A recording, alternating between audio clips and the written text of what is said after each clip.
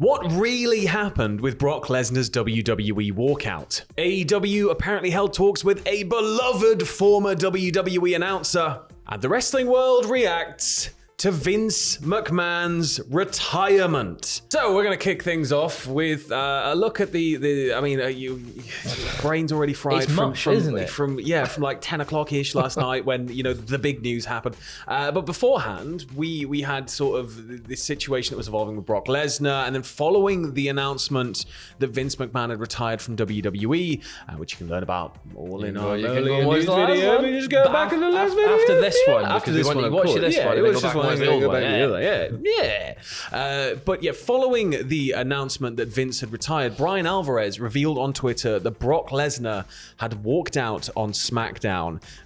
Walked out of SmackDown. Yeah, not walked out on. He just came on the stage. So they had a backstage. They had a backstage meeting. Yes. We covered that in a previous video where they told the staff of SmackDown and all of WWE staff over Zoom that Vince is retiring, but it's going to be business as usual for now. Brock walked out. It was corroborated by Sean Ross Sapp.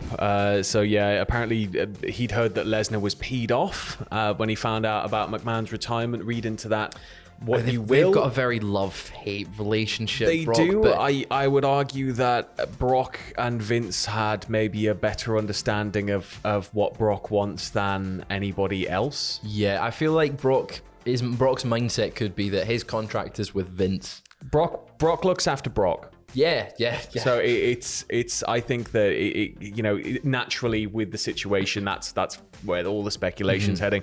But Alvarez followed up on his tweet later, the original tweet, with Brock's line was some derivative of, "If he's gone, I'm gone." And then a source close to us, because believe it or not, we do have some sources, confirmed to us that Brock Lesnar was walking out. All SmackDown plans were in flux for the show. And then it was confirmed that SummerSlam, just over a week away, if Brock Lesnar couldn't be convinced to return, then WWE would make moves to bring in Big Billy G. Your big boy. My big boy. My real dad, Bill Goldberg. Lesnar was then pulled from all advertising for last night's SmackDown. It appeared that he wasn't going to be on the show. And then Lesnar ultimately did appear at the end of SmackDown with Fightful Select providing an update saying that things blew over and Lesnar returned. It was then reported that the entire script for the show was rewritten last minute. Good thing the writers are used to doing that. That's like their usual MO. I'm surprised they even present a script in the first place. What we doing tonight then? Just do that. Lesnar wasn't included in that rewritten script. However, the final segment involving Theory was left in a way that Lesnar could be included should his walkout be resolved in time for that happening. And then Brock did appear on camera at the end of the show, coming out to attack Theory with the Money in the Bank briefcase and deliver an F5 onto the briefcase itself. So he did indeed. It's a lot of Brock Lesnar news, a lot of Vince McMahon news. Yes. They're both kind of linked. I think when Vince steps away, there's going to be a lot of the hierarchy of that company changes in many respects. So up and down the line from certain staff members that maybe were very close with Vince, to talent members that were close with Vince, to it's going to run all the way down the line in that company. There'll be people who are going to maybe be a little bit disrupted by what's happening because the person who's been banking on them the most has just gone, see, like what does the landscape look like? Brock obviously walking out is quite a big deal.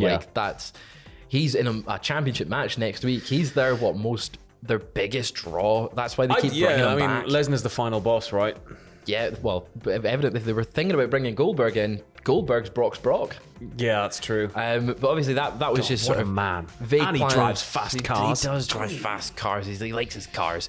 But it's wild that something like Vince retiring had urged Brock to just be like, nah, if he's gone, I'm gone. I'm out of here. It's the first in a long line of dominoes, I feel. Yeah, maybe so. I'm glad they managed to get it resolved in time. Yeah. Because that would have been just too crazy for us this week. I don't know. I think Goldberg could have rocked SummerSlam me. You think they'd put on a good match? Get the belts on him. They were meant to have it at WrestleMania, get him back to Saudi weren't they? Arabia. Yeah. Give him as many doors as he wants. Yes, give him all the doors. Moving over onto the AEW side of the fence now. Dave Meltzer was reporting on Twitter that AEW has previously held talks with former NXT and SmackDown commentator, my favorite and all of yours, Mauro Ranallo. Yeah. They contacted Mauro about joining the company. He's my dad from back in the day when I had cheekbones. Yeah, Goldberg and Ranallo. That's what stock I'm from. Ranallo was obviously most well known for his run from 2015 to 2020 with WWE. And then since leaving WWE, he's largely stayed away from wrestling, aside from a brief appearance with Impact, in which he called the main event of the Rebellion pay-per-view, which was, Rich Swann versus Kenny Omega, which was a banger of a match. No confirmation of what role Ranallo would have taken in AEW if talks were successful. AEW has quite a large roster of commentators across its multiple shows, with their lead team being Excalibur, JR, and Tony Schiavone, of course, which leads me to think that Mauro Ranallo wouldn't have been on AEW at all. He would have been at Ring of Honor. Yeah, I mean, because the style of contests you see in Ring of Honor is slightly more shooty. It's slightly more, traditionally based, not across the board, but you certainly, with the Pure Division, things like that. Yeah. Mauro's background in MMA Tony and really martial likes arts three-man commentary teams. Yeah, and currently, you've got many commentary teams on AEW. They've got across many different shows. But when we've had Ring of Honor matches on AEW, I'm pretty sure it's been Ian Riccoboni and Caprice Coleman that's been calling them. So maybe Mauro Ranallo as a third man in that team would just make that really good. Please, it would be fantastic. He's got such a Oshikoroshi. Whenever he just screams that, you're like, yes, Mamma mia, Mamma mia. It's wrestling. That is wrestling. Yeah. I would love to see Mauro just get Ranallo a camera on him at all times and charge me an extra $5 a month for whatever online service you come up with. The Mauro Network. Yeah, just a camera pointing at him, losing it every single week. I would pay for it. But just to circle back to the black hole opening in the sky. The world shaking. The world, absolutely shaking to its core. The sun going out. I don't know what else. It's monumental. Go back to Vince McMahon announcing his retirement. We're going to have a look at sort of the reaction from the wrestling world to this. There's quite a few people. Obviously, Vince is kind of the reason for a lot of people's careers and a lot of why we watch wrestling. I think Adam said it last night, that without Vince, professional wrestling would not be what it is today. We would probably not be sat here. Wrestling would still be around, I believe, but it would be a much smaller sport, and we would have largely stayed within the territory system unless somebody else decided to try and pull a Vince. Yeah. But I think that without his vision and without the way that the look and how it fell and everything into meeting with NBC and that evolving into the relationship with MTV, and then that leads to WrestleMania, and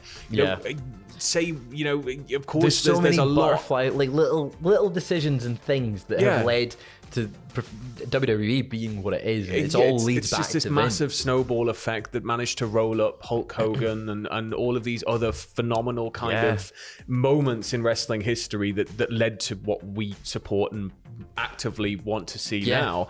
But it's without Vince, it's not WWE. It's really weird. So a lot of members of the WWE universe and generally just the company, former talent, have all sort of tweeted stuff and let their voice be heard. Pat McAfee tweeting just the little eyes emoji, the little ones that's looking. Obviously, that was his initial reaction. We get his real reaction later on. Renee Paquette, what did she say? She was like, "Think he'll do my podcast?" I'd hope he would. I reckon if Vince is stepping away, we'll never see him talk about stuff. No, maybe it depends. It all depends on what happens next for Vince. Maybe one day, Starcast. Could you imagine? Vince leading the podcast at Starcast. Mick Foley going on to say, "Thank you for everything, Vince. You changed my life." Of course.